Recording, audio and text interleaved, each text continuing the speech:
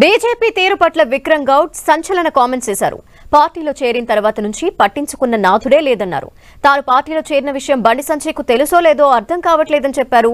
బీజేపీకి యువత ఓట్లు మాత్రమే కావాలని, కానీ పార్టీలో వారికి ప్రాధాన్యం లేదని తెలిపారు.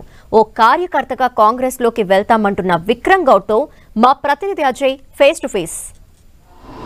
బీజేపీ రాష్ట్ర కార్యవర్గ సభ్యులుగా ఉన్నటువంటి ముఖేష్ గౌడ్ కుమారుడు విక్రమ్ గౌడ్ తన పదవికి పార్టీ సభ్యత్వానికి రాజీనామా చేశారు. ఆయన రాజీనామాకు కారణాలు ఏందనే మాటల్లో తెలుసుకునే ప్రయత్నం చేద్దాం. మీరు బీజేపీకి రాజీనామా చేయడానికి గల ప్రధాన కారణం ఏంటి? ఇప్పుడు బీజేపీలో నేను చేరి సుమారు 3.5 సంవత్సరాలు అయిపోయింది. 3.5 సంవత్సరాల కింద ఇచ్చిన హామీలే కానీ వాళ్ళు ఏది పూర్తి చేయలేదు. ఒక కార్యకర్తలాగా కూడా నన్ను గుర్తించడం జరగలేదు. నాలాంటి వాళ్ళని నాకొక్కనికనే కాదు, ఈ అవమానం ప్రతి ఒక్కరు పార్టీలను వదిలేసి బీజేపీ పార్టీని నమ్ముకొని వచ్చి కష్టపడ్డ వ్యక్తులను కూడా గుర్తించడం జరిగే పరిస్థితి ఈరోజు బీజేపీ పార్టీలో లేదు.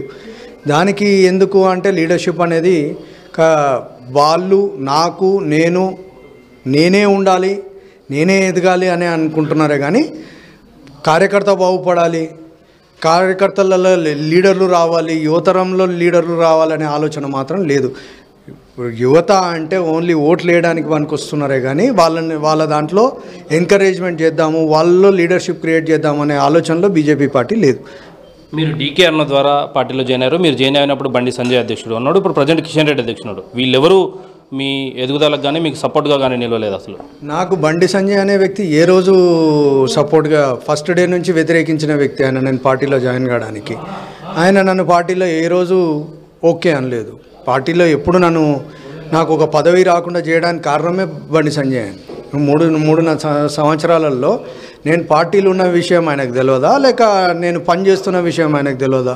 మరి ఎందుకు అకామిడేట్ చేయలేకపోయారు కమిటీలో కానీ, పార్టీ పదవులలో కానీ, లేకపోతే నేషనల్ దాంట్లోనే కానీ? ఏంటన్నా కూడా కలిసినట్టు 2-3 రోజుల కింద కలిసిర్రు. ఆయన ఏం చెప్పిండు, ఆయన ఏం హామీ ఇచ్చారు, మీరేం అడిగారు? నేను ఏ హామీ అడగలేదు, ఆయన ఏ హామీ ఇవ్వలేదు. నేను పార్టీ వీడుతున్న ముందు మర్యాదపూర్వకంగా ఒక రాష్ట్ర అధ్యక్షునికి పోయి నా బాధ చెప్పుకోవడం ఒక బాధ్యతగా నేను పోయి చెప్పుకున్నా. అక్కడి నుంచి ఇప్పటి వరకు ఏమీ రెస్పాన్స్ లేదు. కాంగ్రెస్లో పోతున్నది వాస్తవమేనా? కారణం ఏంది దానికి? నా రాజకీయము అనేది ఒకవేళ ఫ్యూచర్ ఉంది అంటే మాత్రం నేను కాంగ్రెస్ పార్టీలోకి వెళ్తాను. నేను సిన్సియర్ కార్యకర్తలాగా మాత్రం పనిచేయడానికి వెళ్తున్నానే కానీ ఒక పదవిలో ఆశించో లేకపోతే డిమాండ్లు పెట్టి మాత్రం పోవట్లేదు. ఏం ఆశిస్తారు అక్కడ? కాంగ్రెస్లో ఎలాంటి కార్యక్రమాలు చేయాలనుకుంటారు? కాంగ్రెస్ పార్టీ వెళ్ళడానికి గల ప్రధాన కారణం ఏంటి? కాంగ్రెస్ పార్టీలో నేను ఒక సామాన్య కార్యకర్తలాగానే వెళ్తున్నాను. నేను కాంగ్రెస్ పార్టీ అధ్యక్షులకే కానీ, సీఎం గారికే కానీ వీళ్ళందరికీ నా సైడ్ నుంచి నేను రిక్వెస్ట్ చేసుకునేది మా నాన్నగారి విగ్రహం మాత్రమే. అది దాని తర్వాత నేను ఒక కార్యకర్తలాగానే పనిచేస్తాను. ఆయనకి నా 40 ఏళ్ళు కష్టపడ్డదానికి వాల్యూ ఇవ్వమని మాత్రమే కోరడం జరుగుతుంది. ఇది ఒక సామాన్య కార్యకర్తగా నేను కాంగ్రెస్లోకి వెళ్తున్నాను. మా నాన్నగారి ఒక విగ్రహాన్ని హైదరాబాద్లో ప్రతిష్ఠించాలని కూడా కోరుకుంటున్నాను. అదేవిధంగా బీజేపీ నేతలు ఎవరు కూడా నా ఎదుగుదలకు కానీ, పార్టీలో చేరిన కార్యకర్తలకు కానీ ఎలాంటి సహాయ సహకారాలు అందించలేదు.